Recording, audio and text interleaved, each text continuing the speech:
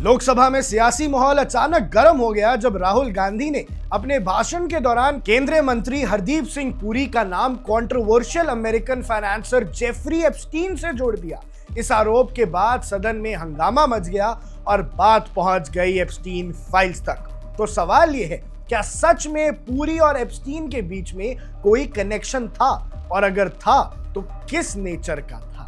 चलिए पूरी टाइमलाइन आपको इस वीडियो के अंदर समझाते हैं और सारे फैक्ट्स आपके सामने रखते हैं कि एप्स्टीन का आखिर रिश्ता क्या था। सबसे पहले तो आपको समझा देते हैं कि एप्स्टीन का नाम क्यों था। जेफरी एप्स्टीन एक अमेरिकन फाइनेंसर था जिसके खिलाफ ट्रैफिकिंग और गर्ल्स के साथ एक्सप्लॉयटेशन के गंभीर आरोप लगे। रिपोर्ट्स के मुताबिक उसके हाई प्रोफाइल कनेक्शंस दुनिया भर के पॉलिटिशियंस, बिजनेसमैन और इन्फ्लुएंशियल लोगों तक फैले हुए थे। राहुल गांधी ने इसी बैकग्राउंड का हवाला देते हुए लोकसभा में दावा किया कि हरदीप सिंह पुरी की एप्स्टीन से मुलाकात हुई थी और इस क्लेम के बाद एक पॉलिटिकल कंट्रोवर्सी शुरू हो गई।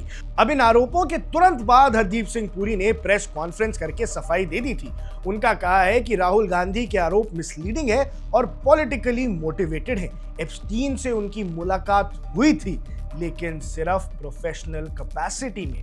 उनका किसी भी तरह के इलीगल या क्रिमिनल एक्टिविटी से कोई लेना देना था नहीं। अब आईपीआई कनेक्शन है क्या? पुरी ने बताया कि वो इंटरनेशनल पीस इंस्टीट्यूट से जुड़े हुए हैं और लिंक्डइन प्रोफाइल के मुताबिक जून 2013 से लेकर मार्च 2017 तक वो वाइस प्रेसिडेंट और सेक्रेटरी जनरल के रूप में काम किया करते थे। उनका कहा है कि एप्स्टीन से उनकी मुलाकात आईपीआई डेलीगेशन के हिस्से के रूप में हुई थी, ना कि किसी पर्सनल या सोशल इवेंट में। उनके मुताबिक वो एप्स्टीन से मैक्सिमम 3 से 4 बार मिले हैं, पर अगर एप्स्टीन से वो 3 से 4 बार मिले हैं तो ये काफी था ऑपोजिशन का नाम उनसे जोड़ने के लिए। अब टाइमलाइन का एक बड़ा सवाल है। यहाँ टाइमलाइन बहुत इंपॉर्टेंट हो जाती है क्योंकि 2005 में फ्लोरिडा पुलिस ने एप्स्टीन के खिलाफ क्रिमिनल इन्वेस्टिगेशन शुरू की थी।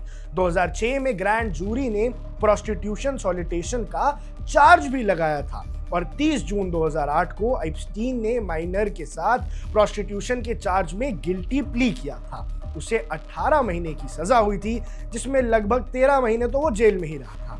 अब पूरी आईपीआई में 2013 से 2017 तक थे, यानी एप्स्टीन की कन्विक्शन के लगभग 5 साल बाद। तो ये भी सच है कि जब तक पूरी उनसे मिले तब तक एप्स्टीन पहले से ही सेक्सुअल ऑफेंस केस में सजा काट चुके थे।